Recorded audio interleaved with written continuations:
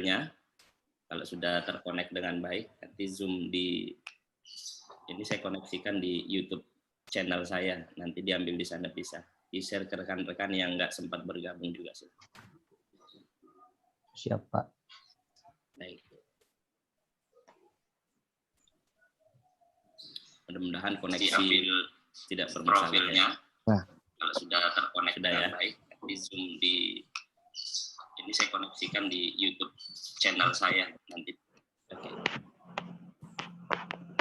Aman, Pak. Sudah ya? Ya, sudah live. Terima kasih.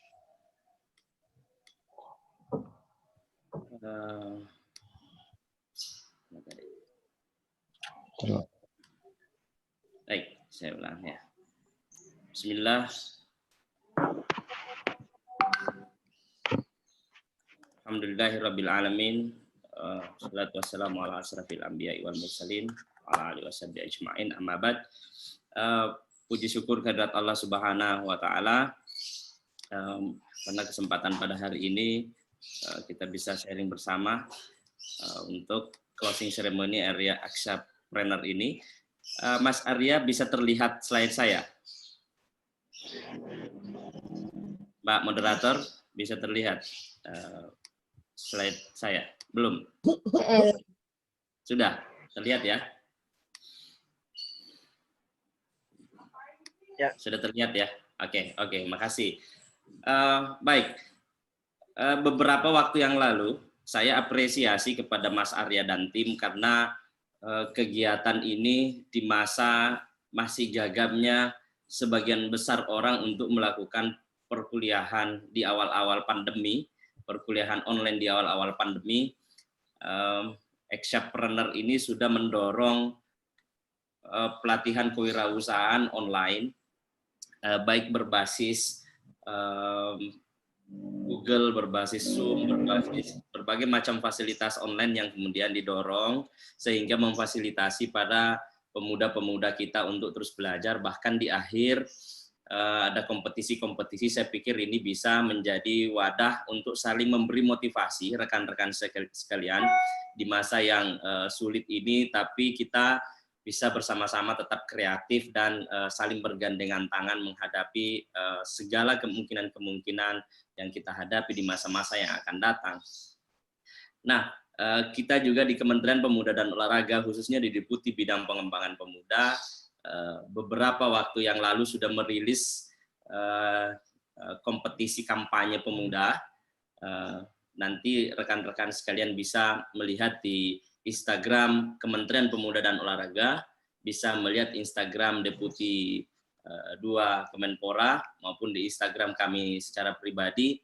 Kita sudah merilis lomba kampanye COVID ya. Temanya ada berapa tema, ada new normal, sehat dalam situasi COVID, dan ada 3 tema.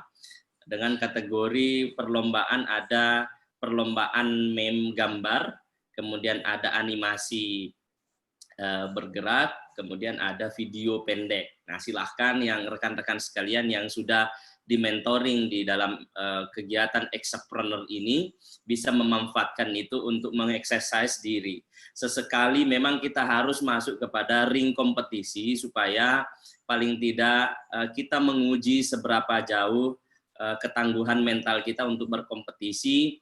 Side effect-nya jika kemudian memungkinkan kita bisa mendapatkan recognize, pengakuan maupun bantuan-bantuan untuk pengembangan pembinaan diri. Nah, silahkan rekan-rekan sekalian untuk mengikuti kompetisi tersebut. Saya kira pendaftarannya sudah mulai dibuka, silahkan diikuti dan silahkan mengikutkan karya-karya terbaiknya dalam proses kompetisi yang dilaksanakan oleh Kementerian Pemuda dan Olahraga tersebut. Begitupun dengan berbagai macam kegiatan, silahkan dilihat di website Kemenpora, di Instagram Kemenpora, Instagram Deputi 2 Kemenpora, atau di Instagram Deputi kami juga biasanya di-share di Niam Soleh, @niamsoleh, itu Deputi 2, Deputi Bidang Pengembangan Pemuda, silahkan di-follow Instagramnya untuk mendapatkan info-info kepemudaan yang bisa kita peroleh. Nah, rekan-rekan sekalian sudah diperkenalkan, saya di Kepala Bagian Hubungan Masyarakat Sistem Informasi, Deputi Bidang Pengembangan Pemuda, Kemenpora. Sehari-hari pun saya, karena praktek keilmuan saya adalah di bidang psikologi industri dan organisasi, maka kajian seperti ini hampir mewarnai aktivitas di luar jam kantor saya, mendampingi berbagai pihak untuk dalam hal personal development karir, pengembangan karir personal, kemudian pengembangan organisasi, pengembangan institusi, dan beberapa hal yang terkait, termasuk diskusi-diskusi psikopreneur seperti ini.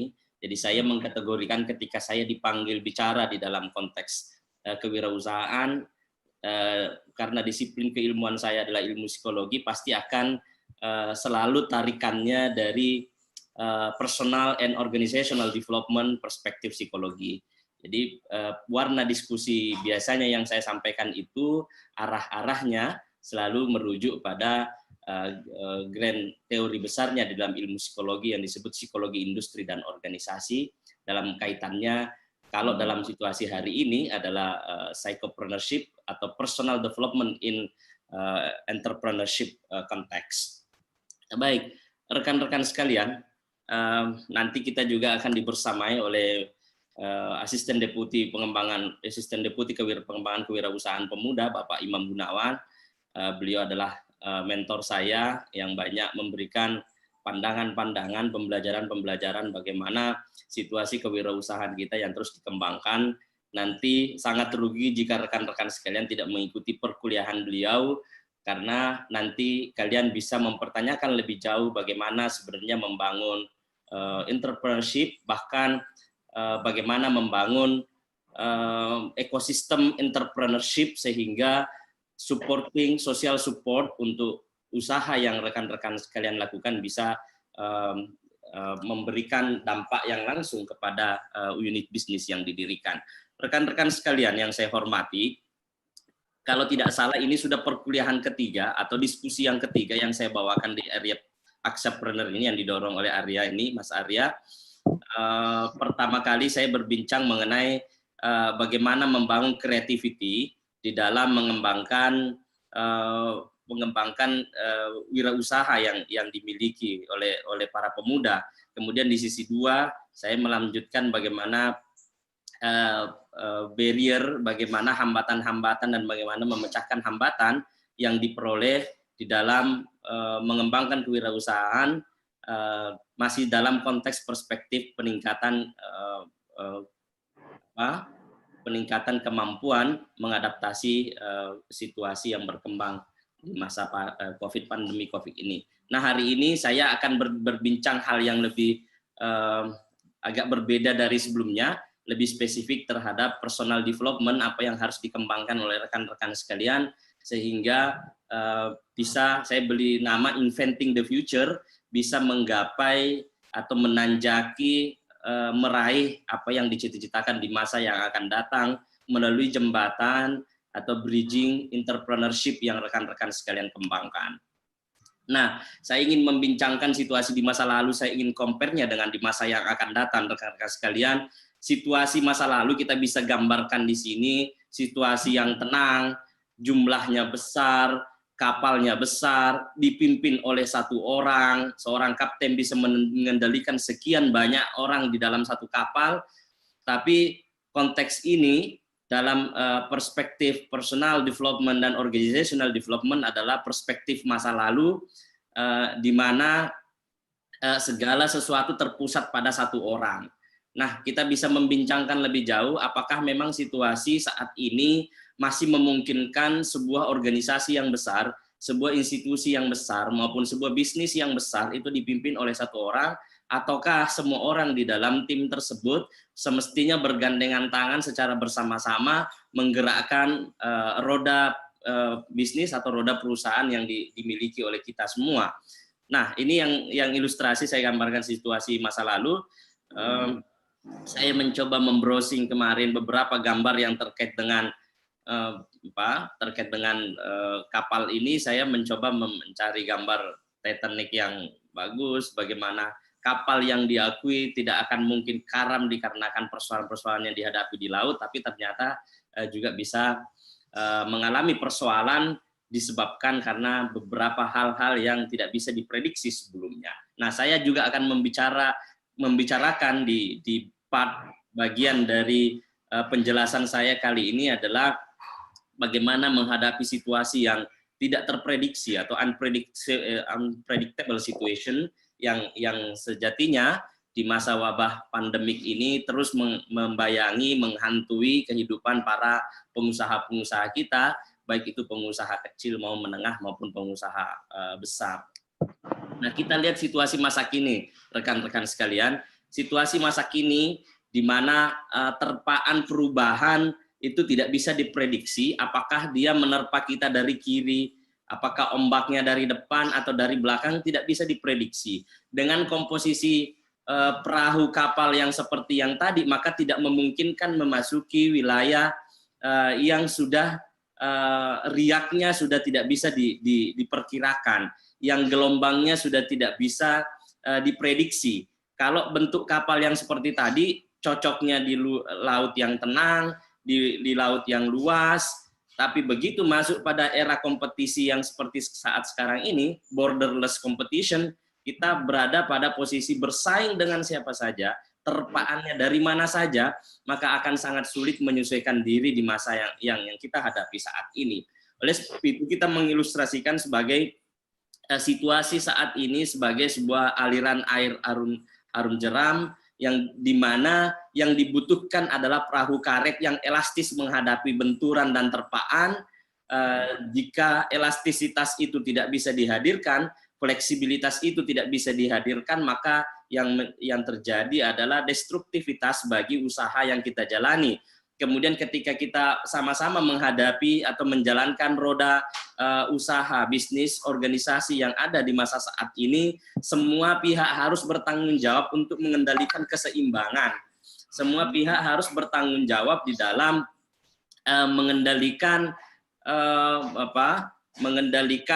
situasi yang terus berkembang di eksternal organisasi. Nanti saya juga tunjukkan bagaimana situasi saat ini kita tidak boleh lagi terpaku pada persoalan internal usaha atau organisasi yang kita miliki, tapi kita harus melihat keluar, melihat situasi yang berkembang keluar, sehingga fokus kita adalah tidak lagi hanya menyelesaikan persoalan-persoalan internal, tapi fokus pada bagaimana menghadapi situasi yang terus berubah dan winning competitiveness, global competitiveness, bagaimana memenangkan pertarungan yang sangat-sangat terbuka di luar sana. Rekan-rekan sekalian, saya ingin menunjukkan karakteristik dua hal masa lalu, masa depan yang masa sekarang atau masa depan yang saat ini kita alami. Nah, masa lalu semua orang berpikiran bahwa memperoleh stabilitas dan prediktibilitas adalah hal yang paling baik, akan tetapi itu hanya bisa kita pandang di masa-masa yang lalu. Tapi masa sekarang ini, masa depan, situasi itu tidak bisa diprediksi lagi.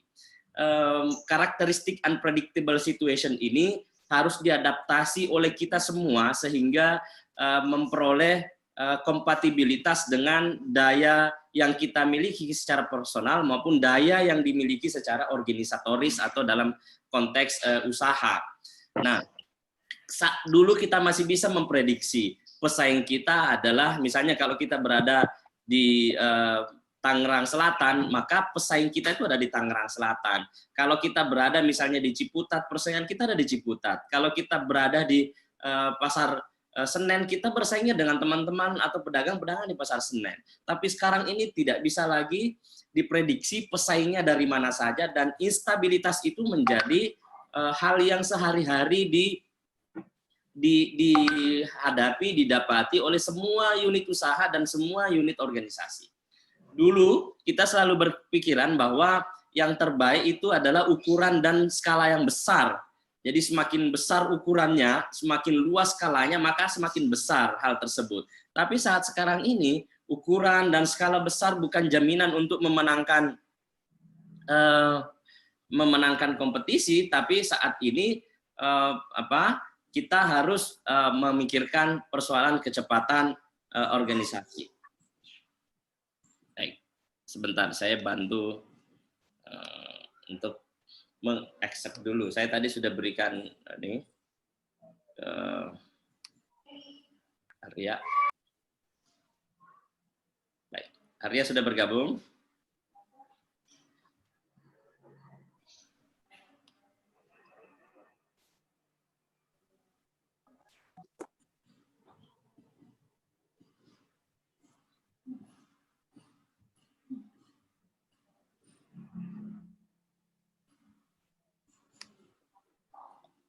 Oke. Maaf, ada sedikit gangguan teknis.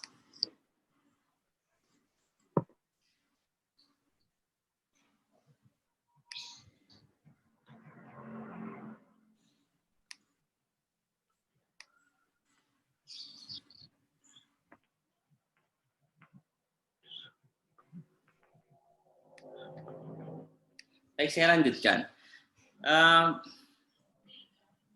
Kita tidak lagi membincangkan, tadi saya sampai pada kita tidak lagi membincangkan ukuran dan skala besar, tapi kita bicara kecepatan organisasi. Kecepatan ini menjadi penentu apakah kita akan menjadi bisnis yang tertinggal atau bisnis yang mengikuti situasi atau bisnis yang melit situasi, menjadi bisnis yang paling depan menggerakkan situasi. Saya tadi ingin mengambil beberapa gambar contoh bagaimana perkembangan bisnis saat ini sangat luar biasa variasinya disebabkan karena situasi pandemi yang kita hadapi bersama. Nah, masa lalu terkait dengan kepemimpinan itu dari atas, tapi masa sekarang adalah kepemimpinan semua. Mungkin ada yang bertanya, jika semua kita menjadi pemimpin di dalam perusahaan atau di dalam organisasi, bagaimana kita bergerak kalau tidak diinstruksi oleh atasan? Nah, di dalam situasi saat ini, riak yang terus kita miliki saat ini, situasi yang terus berubah, maka yang menggerakkan orang di dalam organisasi adalah visi. Visilah yang menggerakkan kita. Visi kita adalah membangun keseimbangan usaha, visi kita adalah memenangkan kompetisi, visi kita adalah mengambil peluang pasar seagresif mungkin. Inilah yang menggerakkan kita. Jadi bukan pemimpin yang menggerakkan kita, tapi visi yang menggerakkan kita. Nah, kalau kita menjadi bagian dari entitas kecil maupun besar sebuah organisasi, yang menggerakkan kita adalah pimpinan, maka jika tidak ada pimpinan, maka kita tidak bekerja dengan baik. Jika tidak ada perintah pimpinan, maka kita tidak memberikan prestasi yang baik. Nah, itu paradigma lama. Paradigma sekarang ini adalah kita melihat visi organisasi, visi usaha, visi bisnis, kemudian kita menggerakkan diri kita untuk mencapai visi itu.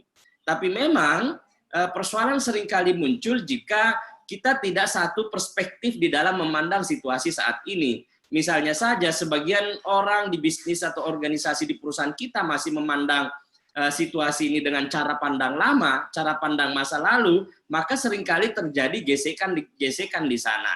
Misalnya Anda yang tidak diberikan kewenangan untuk melaksanakan sesuatu dan tidak diperintah untuk melaksanakan sesuatu, maka itu menjadi sebuah pelanggaran. Tapi di situasi yang terus berkembang saat ini sudah menjadi paradigma lama.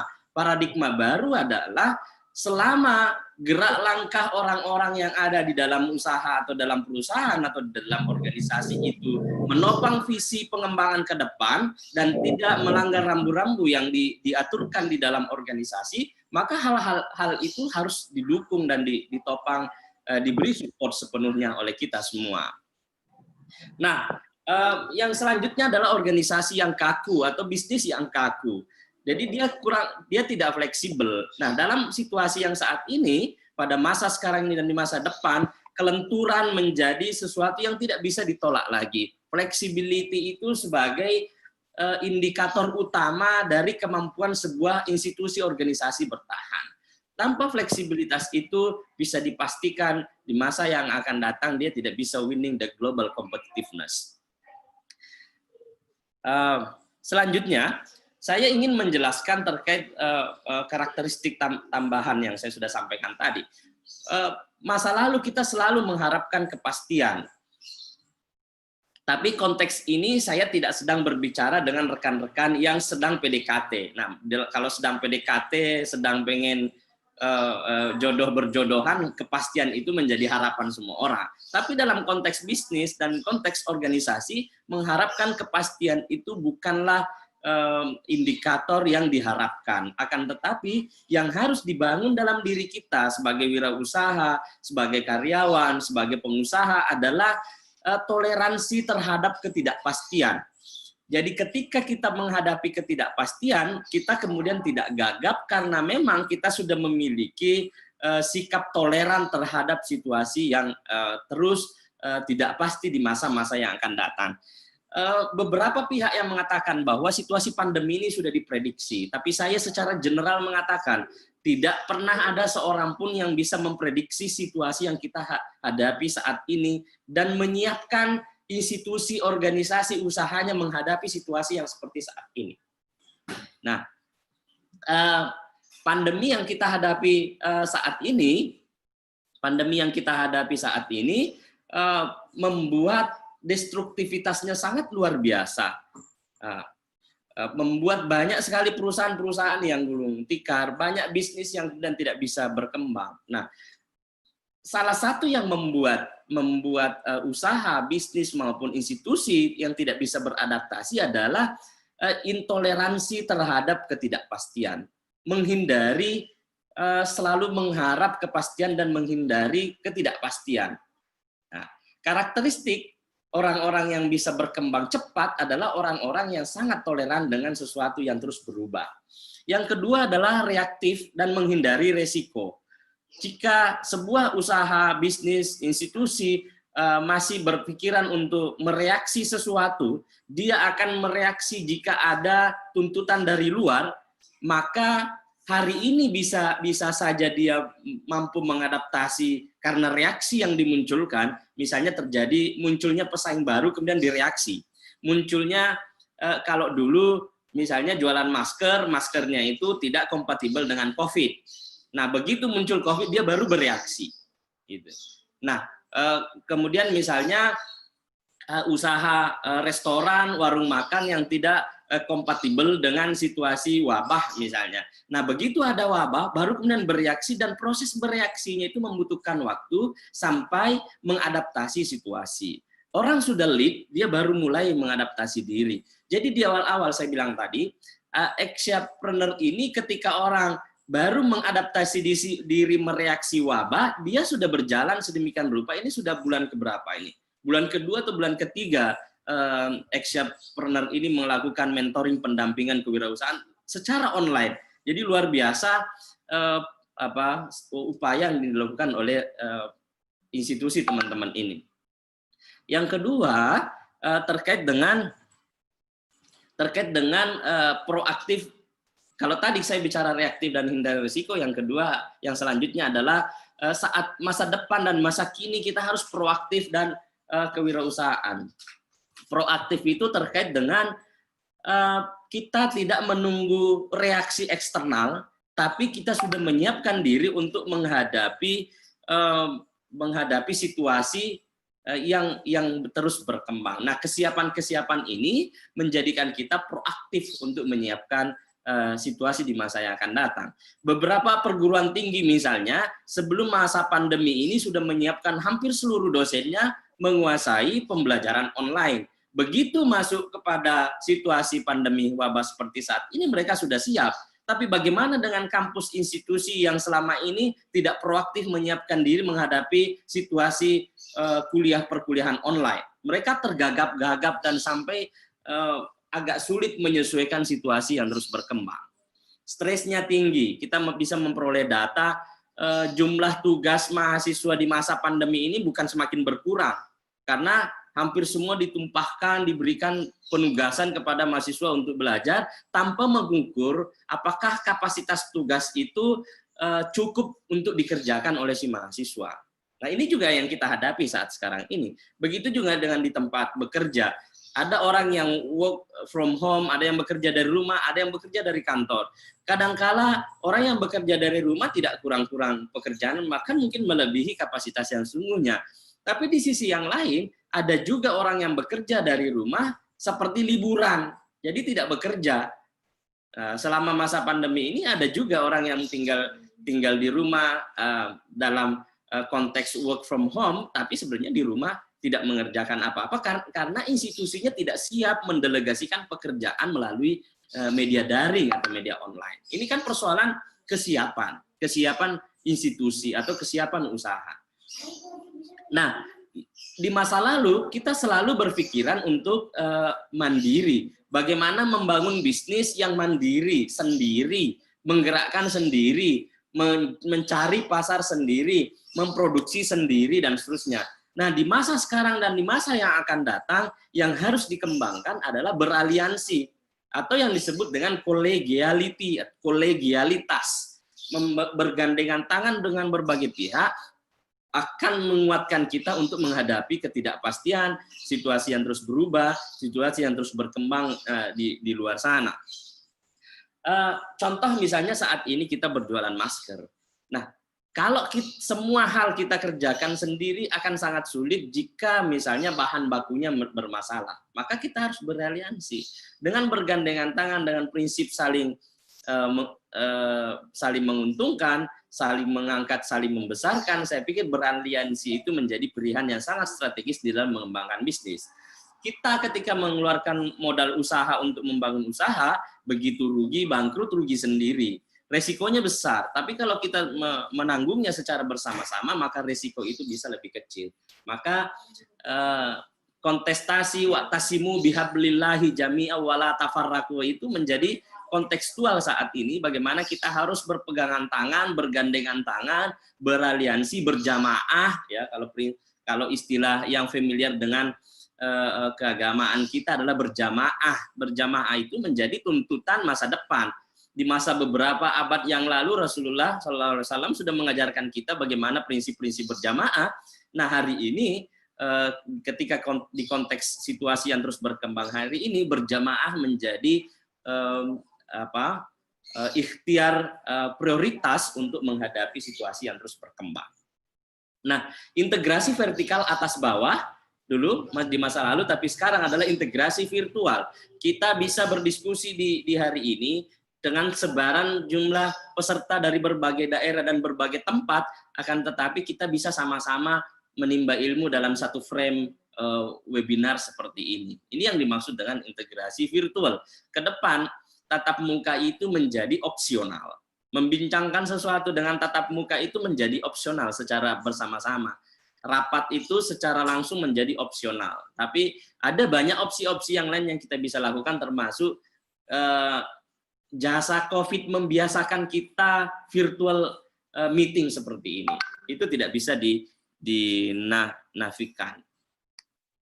Baik, saya masih bicara karakteristik masa lalu dan masa depan. Rekan-rekan sekalian, nah di masa lalu kita fokus melihat ke dalam perusahaan lembaga, fokus selalu memperhatikan bagaimana cara memperbaiki diri, memperbaiki lembaga.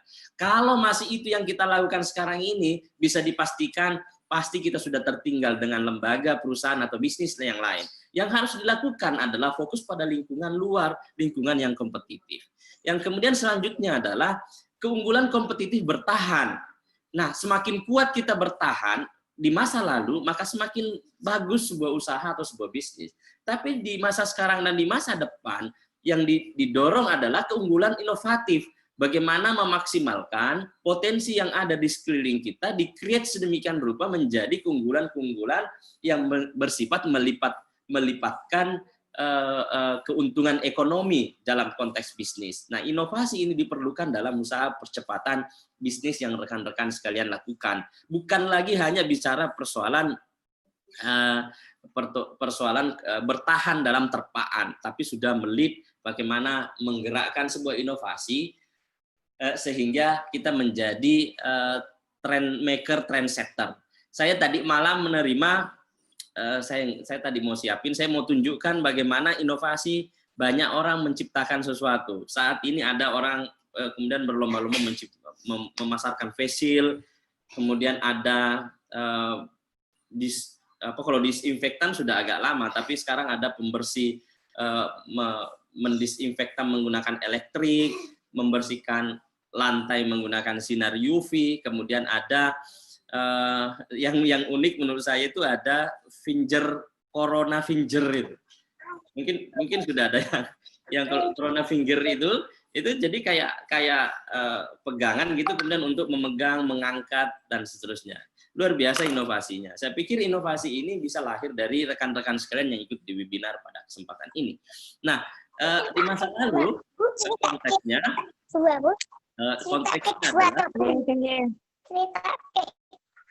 saya dibantu Mas Arya memute rekan-rekan yang masih unmute. Ya. Unmute. Mohon maaf, Pak, co-hostnya dipindahin ke Hafiz CMO aja, Pak. Bisa. Siapa?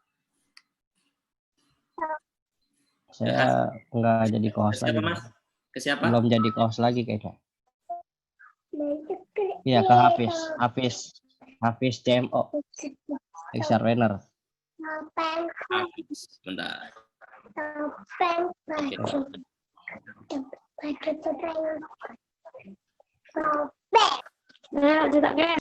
Anis Setiaya, oke, Anis Setiadi. Nanti kalau misalnya masih sering muncul begitu, langsung ditaruh di waiting room saja. Nah, baik rekan-rekan sekalian,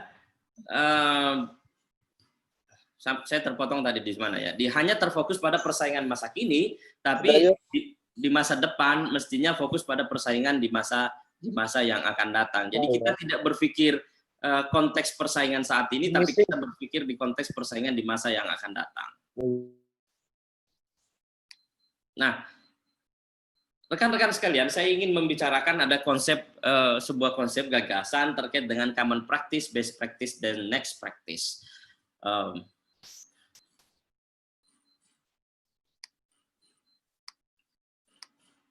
Nah, saat banyak sekali di antara kita yang masih memiliki paradigma common practice. Apa itu common practice? Yaitu mencontoh apa yang banyak dikerjakan orang atau hal-hal yang dilakukannya adalah rutin atau rutinitas yang terus diwujudkan dalam aktivitas sehari-harinya.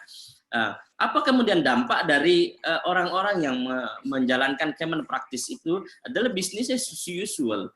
Padahal situasi yang terus berkembang tidak kompatibel lagi dengan business as usual. Kita harus melihat situasi. Nah, rekan-rekan sekalian bisa merefleksi diri sendiri secara personal maupun secara bisnis. Apakah saya hanya mencontoh umumnya orang lakukan, misalnya berbisnis itu yang berjualan, mencari pembeli dan seterusnya, itu common practice. Akhirnya bisnisnya ya seperti biasanya. Apakah selama ini misalnya orang belajar itu sehari membaca bukunya 1 jam umumnya, kemudian Anda juga melakukan, ya Anda seperti pada umumnya. Itu karena Anda common practice. Nah, untuk memenangkan kompetisi dalam situasi yang terus berkembang seperti saat ini, tidak kompatibel lagi common practice. Tidak berkompatibel lagi business as usual. Kita harus mengembangkan kompetensi-kompetensi yang menopang kita untuk melihat situasi yang berkembang saat ini. Nah, ada yang kedua adalah best practice. Best practice adalah mencontoh sesuatu yang terbaik. Nah, mencontoh sesuatu yang terbaik, misalnya, kalau seorang mahasiswa atau seorang pemuda misalnya belajar membaca buku sehari itu 3 jam, itu berarti dia berada pada di atas rata-rata. Berarti itu adalah best practice, ya. Itu best practice. Tapi bagaimana dengan bagaimana dengan memenangkan situasi di masa yang akan datang? Ini belum pasti kita mampu mengadaptasinya. Saya contohkan di sini gedung. Misalnya Anda melihat gedung yang paling bagus, Anda contoh, kemudian Anda bikin lobbynya, tempat berkumpulnya sebaik mungkin dan seterusnya. Tetapi begitu terjadi situasi yang tidak diinginkan, misalnya terjadi gempa, belum tentu hal ini bisa mengadaptasi diri. Artinya paling tidak minimal ini rekan-rekan sekalian. Kalau rekan-rekan sekalian hanya bisa sampai best practice, paling tidak Anda kompatibel dengan berbagai hal di masa saat ini.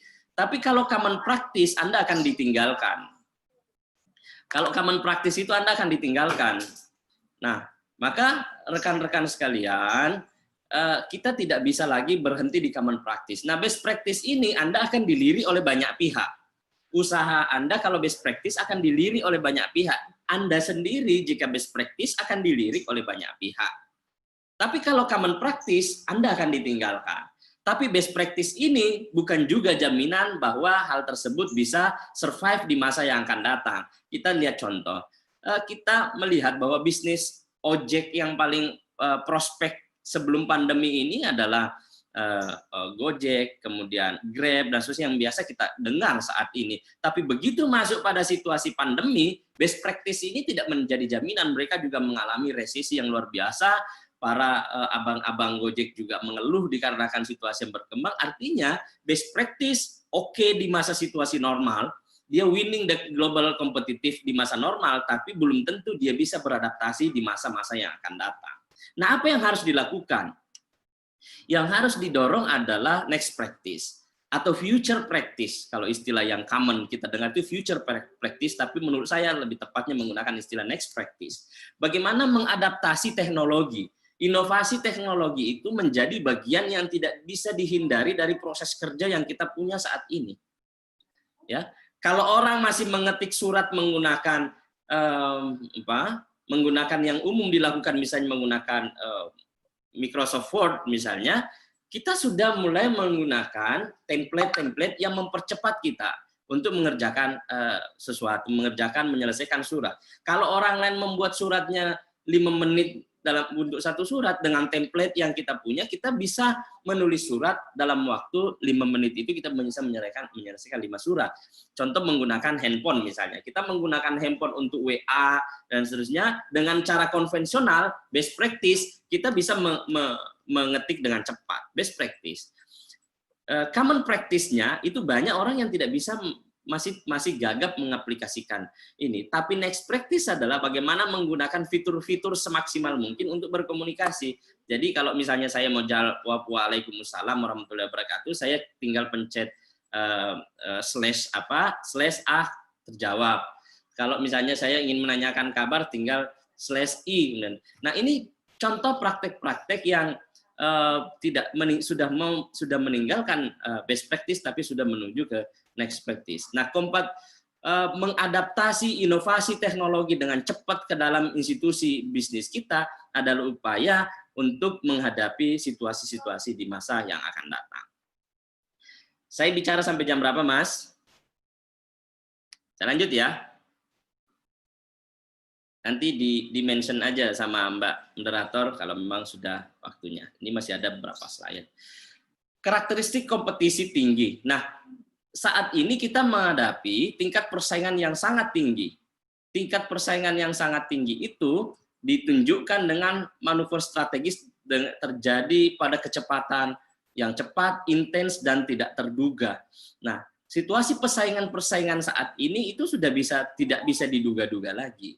Nah, mumpung rekan-rekan sekalian yang masih mahasiswa di forum ini sedemikian rupa menyiapkan diri untuk menghadapi situasi yang di masa yang akan datang. Saya sering mengingatkan ini di berbagai forum, bahwa di saat mahasiswa lah, di saat sekolah lah, di saat kuliah lah, kita harus mengumpulkan amunisi sebanyak-banyaknya.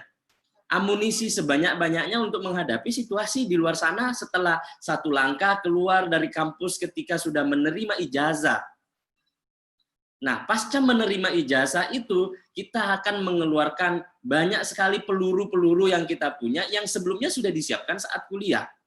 Nah, kalau kita tidak cukup peluru saat kuliah, akan sangat sulit sekali kita mengadaptasi situasi di luar sana. Contoh, di saat kuliah semestinya kita sudah membekali diri dengan berbagai macam pengetahuan, tidak hanya major keilmuan utama yang kita miliki. Ya, rekan-rekan sekalian, ini hanya hal ini bisa menjadi contoh, bahkan bisa dikembangkan menjadi hal yang lebih baik. Di saat perkuliahan awal saya di Yogyakarta, ketika semester 1, 2, dan 3, itu saya sangat intens sekali membaca buku terkait dengan persoalan kemiskinan, persoalan ekonomi politik. Jadi hampir 2 tahun kurang lebih saya membaca buku ekonomi politik. Nah, kemudian saya sangat lama saat itu juga membaca buku-buku terkait dengan ilmu hukum. juga membaca ilmu sosiologi. Nah, baru di semester 4 dan sampai saat ini tuh sangat concern membaca buku-buku psikologi, dan durasi membacanya itu sangat-sangat lama. Menurut saya saat itu tingkat membaca yang sangat tinggi yang saya miliki. Tapi di sisi yang lain berorganisasi juga dijalankan. Bagaimana kita berorganisasi di internal kampus maupun eksternal kampus, merasakan bagaimana menjadi aktivis, membawa bendera di jalan, bagaimana rasanya memegang megafon, bagaimana caranya membuat bisnis kecil-kecilan, bagaimana caranya mengambil keputusan di dalam organisasi. Ini adalah modal-modal yang bisa kita jadikan sebagai senjata menghadapi di masa-masa yang akan datang. Apakah itu cukup? Tidak cukup. Tidak cukup. Saya saat sekarang ini merasa masih banyak hal yang seharusnya saya bisa siapkan di masa-masa itu, tapi saya tidak menyiapkannya dengan baik. Nah, persoalan bahasa, kemampuan IT, ini dua hal ini sudah nggak bisa ditolak. Anda mau jurusan apa saja, kemampuan bahasa asing itu menjadi sesuatu hal yang mutlak. Kalau ingin berkompetisi di masa sekarang dan di masa yang akan datang. Kemudian yang kedua adalah pengetahuan terkait dengan teknologi. Nah, pengetahuan terkait dengan teknologi ini juga menjadi kebutuhan dasar yang tidak bisa dipinggirkan lagi, entah apapun major studi yang kalian ambil. Misalnya Anda ambil syariah misalnya yang kuliah di perguruan tinggi agama Islam, atau Anda mengambil tarbiyah misalnya, atau bimbingan konseling Islam misalnya, atau bimbingan konseling misalnya. Nah, kompatibilitas antara aktivitas bimbingan konseling dengan teknologi ini tidak bisa ditawar-tawar-menawar lagi. Bagaimana mungkin orang bisa sekarang bimbingan dan konseling menggunakan tatap muka langsung? Akan sangat sulit. Tapi dengan mengadaptasi teknologi, memiliki pengetahuan terhadap teknologi, Anda kemudian bisa survive. Nah, amunisi-amunisi itu yang saya maksudkan tadi adalah modalitas untuk menghadapi situasi yang masa akan datang. Sebuah inspirasi. Saya tidak pernah menyangka hari ini menjadi kepala bagian humas. Di semester 1 dulu, saya belajar menulis berita. Kemudian rekan-rekan saya bertanya, buat apa belajar menulis berita, katanya. Emang kamu mau jadi wartawan? Saya bilang, enggak. Belajar menulis berita itu bukan untuk jadi wartawan, tapi belajar menulis berita itu biar tahu caranya menulis berita. Jadi WH question itu saya sudah pelajari di semester 1 di perkuliahan. Dan sampai lulus S3, bisa dibilang mungkin saya pernah menulis berita 1 atau 2 kali mungkin setelah itu. Saya tidak pernah tahu ketika masuk di Kementerian Pemuda dan Olahraga itu menjadi tugas utama saya. Ngurusi berita. Nah, karena sudah punya amunisi, saya tahu menulis berita. Saya pernah dilatih menjadi penulis berita. Saya walaupun jurusan saya psikologi, saya bisa menulis berita. Banyak berita-berita yang saya tulis dan intensitasnya sangat tinggi. Saya tulis sendiri berita-berita. Begitupun dengan menulis artikel. Ya. Kayak dulu misalnya ditanya, Mus, ngapain sih kamu terlalu aktif di organisasi? Emang kamu mau jadi politisi? Oh enggak, memang kalau aktif organisasi harus jadi politisi? Ya enggak. Kan belajar bernegosiasi, belajar memaparkan materi, belajar menyampaikan gagasan. Kalau dulu tidak ditempa dalam organisasi yang lama, mana mungkin bisa berani berhadapan dengan rekan-rekan sekalian di dalam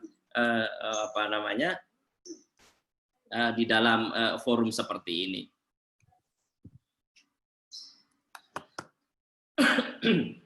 Nah, ini perubahan teknologi dan struktural yang sangat cepat. Jadi adaptasi terhadap perubahan itu menjadi kunci utama. Selanjutnya adalah hambatan masuk yang rendah memungkinkan pemain baru untuk masuk dan menantang perusahaan yang ada. Jadi Anda jangan berpikir Anda punya usaha sekarang dan besok Anda tidak dapatkan pesaing. Anda tidak bisa berpikir bahwa hari ini settle bisnis saya, besok tidak ada peluang. Anytime. Bahkan mungkin di saat nanti malam Anda tertidur, ada orang yang membangun usaha yang lebih bagus sejenis dengan usaha yang Anda punya. Itu. Nah, kenapa? Karena regulasi kita, situasi kita memang begitu. Kita sudah terikat misalnya dengan ASEAN sejak dulu di zaman SD. Saya pikir kita sudah menghafal tugas-tugas ASEAN, apa fungsi ASEAN dan seterusnya. Nah, kita berada dalam komunitas global. Ya. Kemudian kita masuk misalnya ASEAN China Free Trade misalnya. Kita masuk dalam persaingan global ASEAN dan plus China, ASEAN plus Jepang, ASEAN plus Australia dan seterusnya. Kita berada dalam persaingan global. Ya. Anda sekarang jualan martabak misalnya, besok mungkin ada orang dari Thailand yang buka martabak Thailand yang lebih menarik, lebih enak dan seterusnya. Nah, ini yang harus disiapkan. Kemudian adopsi strategi fleksibel adalah umum karena landscape kompetitif berubah dengan cepat. Jadi fleksibilitas itu selalu muncul menjadi kata kunci rekan-rekan sekalian.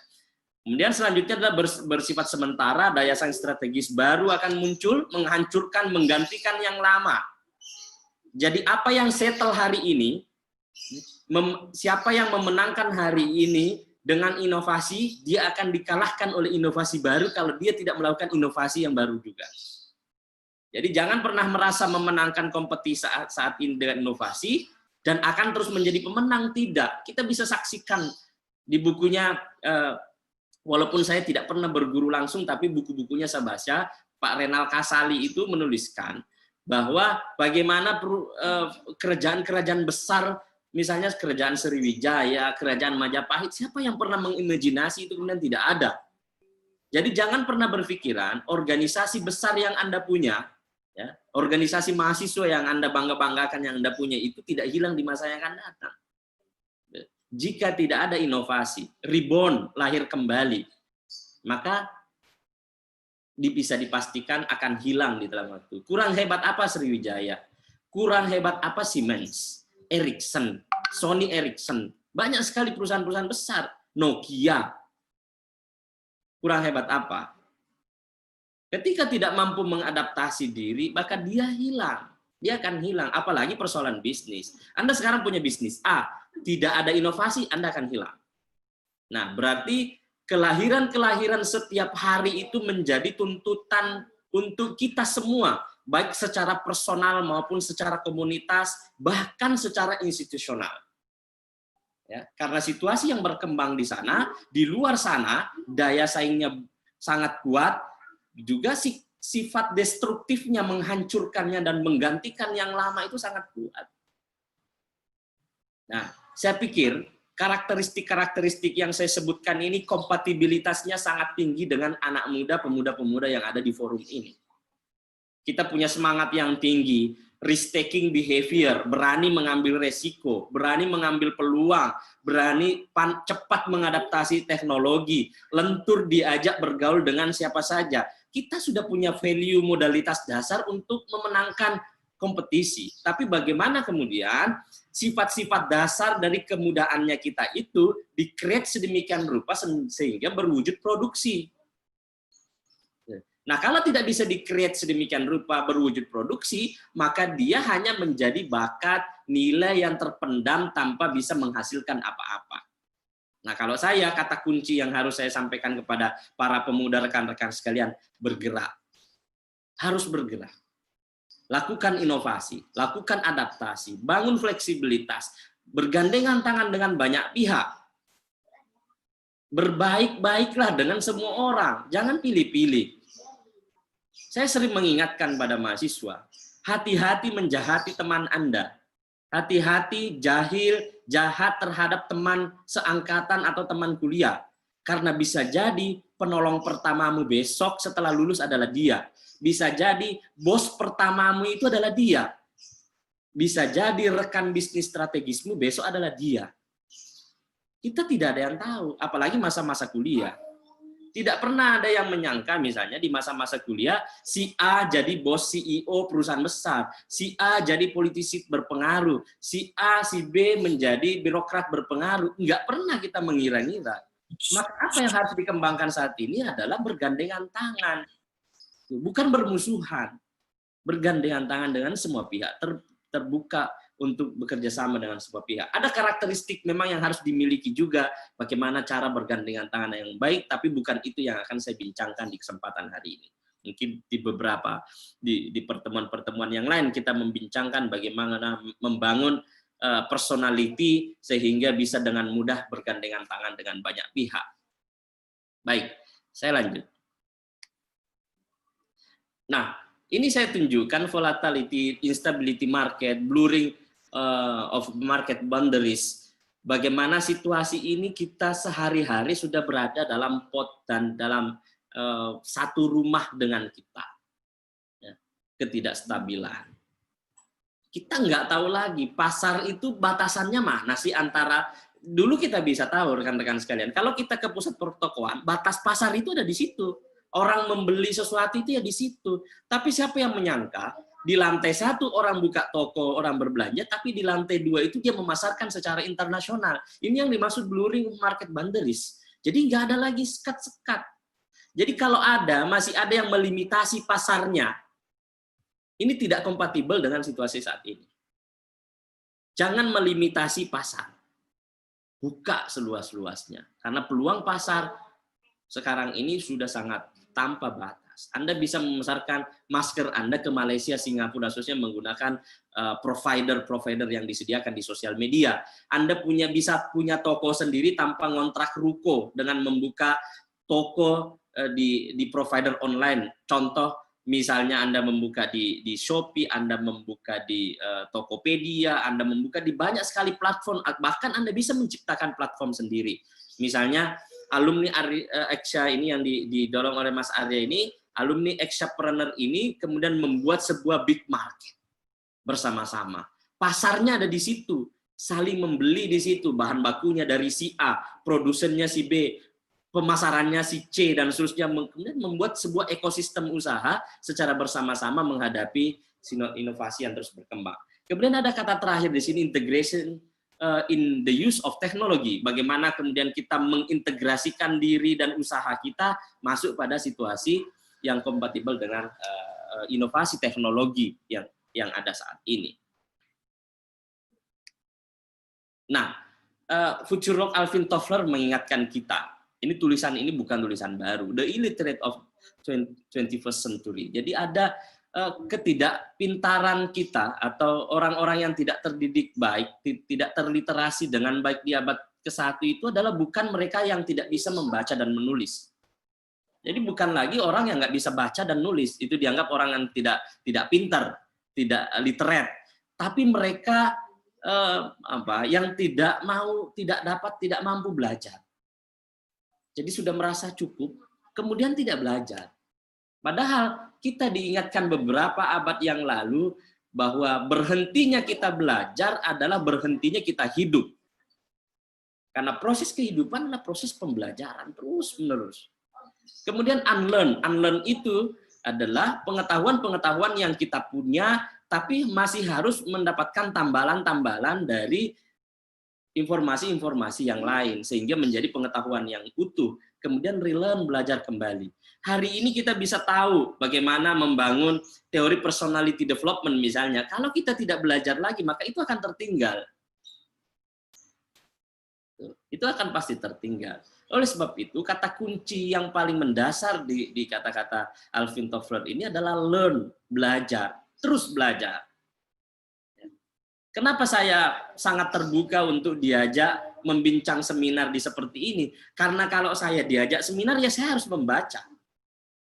Jadi Mas Arya ini ngontak saya untuk isi seminar, bukannya saya tiduran. Mas Arya ini ngajak saya ngisi seminar, teman-teman yang lain juga berbagai macam forum mengajak saya mengisi seminar, saya belajar. Dengan begitu saya dipaksa untuk belajar.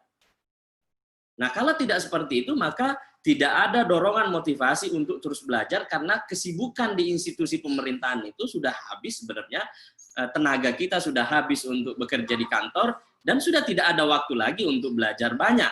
Tapi dengan melayani permintaan-permintaan seminar, diskusi di berbagai macam forum, memaksa kita untuk belajar. Nah, yang kata penting di situ adalah komunitas. Bagaimana kita memiliki komunitas yang memaksa kita untuk belajar. Kalau komunitas kita memaksa kita untuk leha-leha, komunitas kita memaksa kita untuk menghabiskan waktu tidak berguna dengan nongkrong-nongkrong, komunitas kita memaksa kita menghabiskan waktu dengan hiburan-hiburan malam, maka kita akan terbawa ke sana. Tapi kalau komunitas kita memaksa kita untuk belajar, maka kita akan terus belajar. Maka pandai-pandai mencari komunitas. Bergabung dalam komunitas yang sekarang kita punya ini akan mendorong Anda pasti menjadi wirausahawan. Kalau nggak salah besok ada lagi kegiatan yang luar biasa dari rekan Ekshapreneur itu melakukan pendampingan wirausaha, pengusaha-pengusaha online khususnya yang terafiliasi di organisasi Nahdlatul Ulama. Silahkan saja berkelompok, bergandengan tangan dengan organisasi, berbagai macam organisasi, sehingga itu bisa menjadi komunitas yang mendorong rekan-rekan sekalian berkembang dengan baik. Nah, ini terakhir. Apa yang harus dikembangkan? Yang pertama adalah intrapersonal skill, itu ada integritas, ada kematangan, ada learning skill. Nah, learning ini selalu muncul, rekan-rekan sekalian. Hampir tidak pernah ditinggalkan dalam situasi apapun learning ini.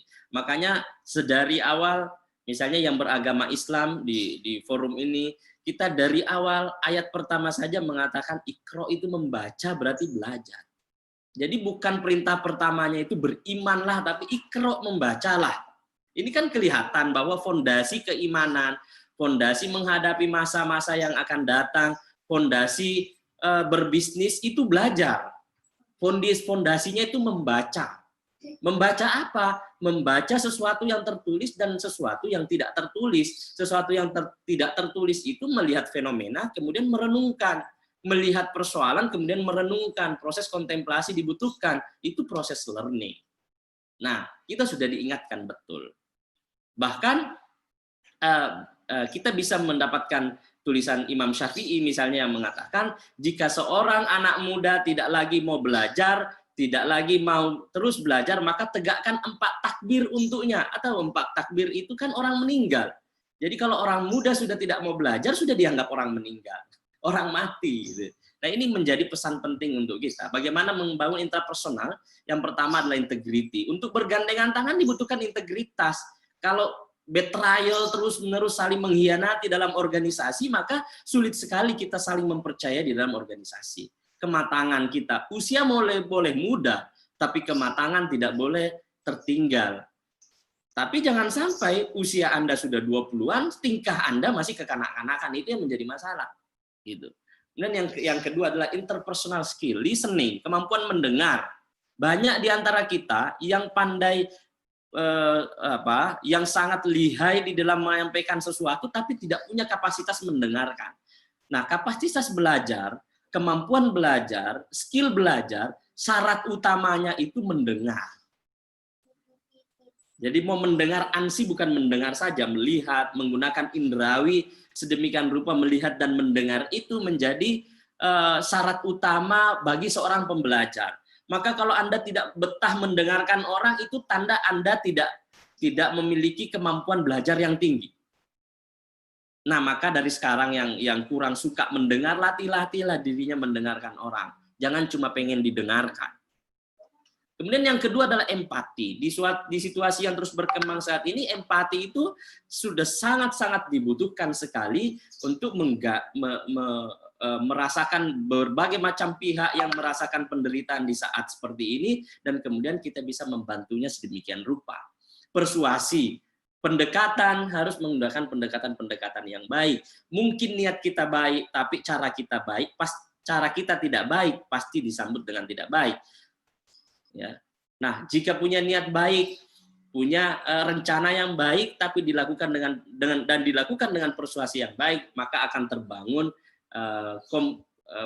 gabungan antara intrapersonal dan interpersonal ini akan menghasilkan kolegialitas. Jadi ini syarat membangun kolegialitas. Saya kira itu, terima kasih rekan-rekan sekalian. Demikian yang saya bisa paparkan, kurang lebih 1 jam lebih, ya 1 jam 15 menit. Saya memaparkan di rekan-rekan sekalian. Silahkan, kita masih bisa membincangkan, mendiskusikan berbagai hal. Saya kira kalau masih ada waktu, beberapa pertanyaan bisa kita utarakan di sini. Jikapun tidak, kita masih bisa keep on contact. Silahkan DM di Instagram saya ini secara berkala, persoalan organizational development dan career development, dan hal-hal yang sifatnya pengembangan itu saya share di YouTube channel saya. Silahkan juga di like, subscribe, dan bisa di-share juga untuk teman-teman sebagai jariah kita membagi ilmu yang kita peroleh. Saya kira itu, rekan-rekan sekalian. Mas Arya, moderator, silahkan untuk melanjutkan jika masih ada sesi diskusi.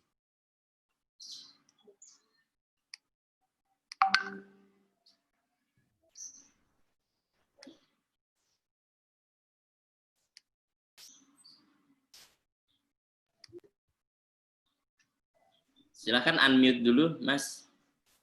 Ya, Assalamualaikum. Selamat datang saya ucapkan kepada Pak Imam Gunawan, Pak Dr. Hadas Imam Gunawan MAP, selaku Asisten Deputi Kewirausahaan, Deputi 2 Menpora RI.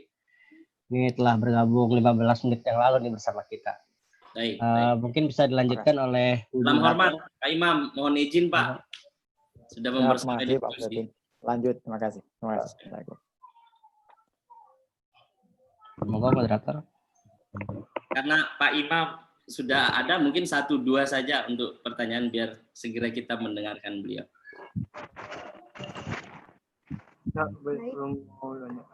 Kepada teman-teman yang ingin bertanya, dipersilakan. Hanya untuk 2 pertanyaan saja ya, karena waktunya sudah hampir habis. Saya mau bertanya, boleh? Ya, silakan. Assalamualaikum warahmatullahi wabarakatuh. Waalaikumsalam. Perkenalkan, nama saya Aji Dinul dari Kalimantan Selatan, Kabupaten Hulu Sungai Utara.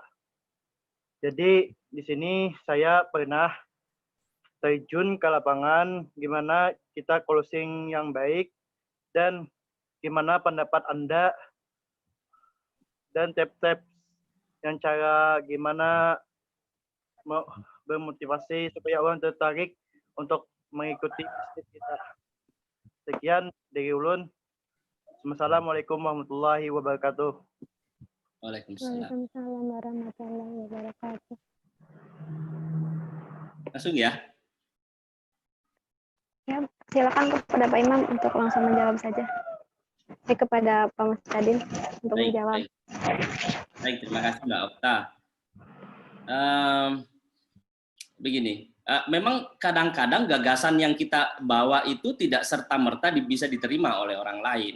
Ada sebuah tahapan, kalau di dalam unfreeze itu, teori unfreeze, atau yang biasa kita dengar ice break ya, pemecah es itu, tapi kalau dalam istilah yang lebih tepat sebenarnya unfreeze, itu memecah kebuntuan, ada langkah yang disebut dengan psychological disconfirmation. Jadi psychological disconfirmation itu adalah membenturkan gagasan dengan gagasan. Nah, membenturkan gagasan dengan gagasan ini memang tidak kompatibel juga dengan semua orang. Jadi hanya orang-orang yang sudah berumur dewasa yang agak lebih mudah kita ajak melakukan benturan gagasan. Nah, psychological disconfirmation ini tujuannya adalah mengacaukan status quo pemikiran seseorang. Jadi kita harus mencoba mengacaukan status quo pemikiran seseorang. Dengan begitu kita bisa freeze dan unfreeze, refreeze.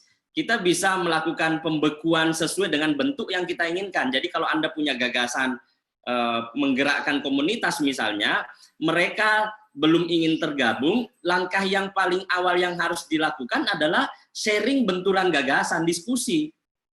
Ya, diskusi apa yang mereka pahami dan kita benturkan dengan berbagai hal. Contoh begini, saya dari dulu bertaninya ya begini, ya setelah musim hujan, kemudian saya menanam, kemudian saya panen, setelah itu saya jual. Nah, kemudian dibenturkan, misalnya, kalau misalnya kita merencanakan menanamnya kapan dengan membantunya dengan aliran air, apakah Anda tidak ingin? Oh ya enggak, kan hujan aja yang kita tunggu. Berarti kan dia maunya 2 kali panen saja misalnya. Kalau sawah tak ada hujan mungkin 1 kali panen misalnya. Nah, kita bilang, nah kalau menggunakan teknik ini Bapak bisa panen 3 kali. Wah, panen 3 kali berarti dengan Bapak panen 3 kali, yang anak-anak Bapak tidak bisa kuliah, Bapak bisa kuliahin. Nah, dialog ini yang disebut dengan psychological disconfirmation. Ya. Bagaimana kita memecah kebuntuan, melakukan unfreezing terhadap gagasan yang orang lain miliki. Jadi status quo dimiliki oleh kita semua. Keyakinan kebenaran akan sebuah gagasan itu kita punya semua di kepala kita. Tapi untuk merubahnya, kita harus ketemukan dialog-dialog rasional antara apa yang kita punya dengan gagasan baru yang masuk. Jadi langkah awal yang harus Anda lakukan sebagai penggerak komunitas harus mengajak bicara berbagai pihak. Ditambah dengan strategi-strategi yang lain. Kalau Anda biasanya belajar participatory action research atau community development, salah satu yang harus dilakukan ketika masuk komunitas adalah mencari key person, orang kunci. Ya, itu bisa Anda baca di buku community development atau participatory action research. Oke, mudah-mudahan terjawab. Satu lagi mungkin sebelum kita tutup. Ya, terima kasih Pak. Sama-sama. Baik, terima kasih Bapak untuk jawabannya. Selanjutnya pertanyaan kedua dari Sugianto dari Sidoarjo. Pertanyaannya, bagaimana tips sukses menjadi wirausahaan muda untuk mendobrak dominasi pengusaha yang sudah lebih dahulu berjalan? Silakan Bapak untuk dijawab. Baik, terima kasih. Saya beberapa waktu yang lalu membaca artikel bagaimana kolaborasi antara perusahaan raksasa dengan pengusaha kecil di Korea Selatan. Rekan-rekan juga bisa membaca nanti, dan nanti Pak Imam Gunawan, Asdep Kewirausahaan Pemuda, mungkin lebih komprehensif bisa mengelaborasi hal tersebut. Tapi yang ingin saya sampaikan adalah prinsip yang harus kita bawa saat ini tidak lagi hanya mengedepankan kompetisi dan kemandirian. Tapi yang dikedepankan sekarang bahwa kompetisi diperlukan, iya, kita tetap akan berkompetisi. Bahkan di internal sendiri kita berkompetisi, internal perusahaan sendiri kita berkompetisi. Tapi yang harusnya lebih dikedepankan adalah kolaborasi. Carilah peluang-peluang kolaborasi dengan pengusaha-pengusaha besar. Kalau Anda merasa kecil, bukan malah berpikiran untuk bagaimana caranya, kalau saat sekarang ini berpikir mengalahkan pengusaha besar, bukan lagi saatnya. Di saat-saat situasi pandemi seperti saat ini. Tapi berpikirlah untuk berkolaborasi dengan berbagai pihak. Menjadikan perusahaan-perusahaan besar. Jadi bagaimana di Korea misalnya perusahaan LG itu perusahaan besar, kemudian bagaimana regulasi pemerintah dan para pengusaha-pengusaha itu menggunakannya seperti induk semang bagi usaha-usaha baru. Jadi under deal yang dibutuhkan oleh perusahaan besar itu nanti disuplai oleh para usahawan kecil, sehingga terjadilah kolaborasi antara yang besar dengan yang kecil. Jadi prinsip ini yang harus dikedepankan di masa sekarang ini, dan saya pikir di masa yang akan datang juga sangat kompatibel bahwa berkolaborasi dengan berbagai pihak menjadi senjata, bukan berkompetisi dengan semua pihak atau saling kalah mengalahkan dengan semua pihak. Nah, ini yang akan membuat kita lebih tough, survive the winning global competitiveness global di masa yang akan datang. Mohon maaf kalau ada kekurangan, sekali lagi saya mohon maaf kepada Pak Imam, mendahului tadi rekan-rekan minta saya untuk menyampaikan sebelum Bapak memberikan materi dan paparan, sekaligus menutup Exceptpreneur ini. Kemudian sudah bergabung juga Pak Kabid Iptek, Pak Yosi, selamat bergabung juga bersama kita. Beliau ada di forum ini. Nanti Mas Arya bisa mencari-cari di sini untuk menjapri beliau, apakah mungkin menyampaikan beberapa hal. Monggo saja, silahkan. Saya mohon diri pamit untuk mendengarkan paparan selanjutnya. Saya kira terima kasih, mohon maaf jika ada kekurangan. Insya Allah kita bisa bersilaturahim lagi di masa-masa yang akan datang, sharing lagi dengan masa yang akan datang. Terima kasih. Wabillahi taufiq wal hidayah. Assalamualaikum warahmatullahi wabarakatuh.